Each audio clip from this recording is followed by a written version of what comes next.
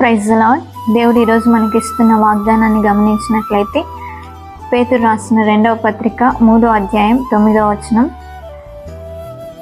కొందరు ఆలస్యమని ఎంచుకున్నట్లు ప్రభు తన వాగ్దానమును గూర్చి ఆలస్యము చేయడు. దేవుని బిడ్డలారా, దేవుడు నీకెన్నో వాగ్దానాలు ఇచ్చి ఉంటాడు, ఎన్నో నిబంధనలు నీతో చేసి ఉంటాడు. వాటన్నిటినీ దేవుడు నెరవేరుస్తాడు. ఆలస్యం అనుకుంటూ ఉంటారు, కానీ ఆలస్యం అయినా కూడా దేవుడు వాటన్నిటిని నీ జీవితంలో నెరవేర్చే వరకు నిన్ను విడువడు, నిన్ను ఎడబాయడు. కొన్ని సమయాలలో కొంతమందికి తొందరగా ఇస్తాడు జవాబు, కొన్ని సమయాల్లో కొంతమందికి ఆలస్యం అవుతుంది.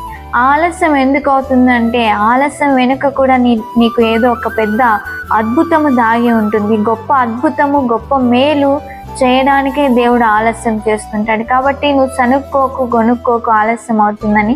దేవుడు నీ జీవితంలో ఆలస్యమైన అద్భుతమైన కార్యం చేయబోతున్నాడు.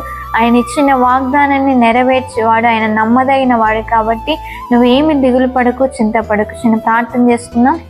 మహాప్రేమ గల తండ్రి, పరిశుద్ధులైన దేవ, ఎంతమంది అయితే ఈ వాగ్దానాన్ని వీక్షించారో ఈ వాగ్దానాన్ని వారి అందరిలా నెరవేరుస్తున్నామని యేసు నామంలో ప్రార్థిస్తుంటున్నాము తండ్రి, ఆమేన్.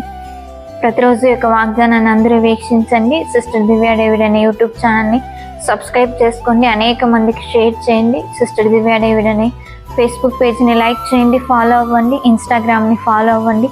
దేవుడు మిమ్మల్ని, మీ కుటుంబాలని దీవించును గాక. ప్రైజ్.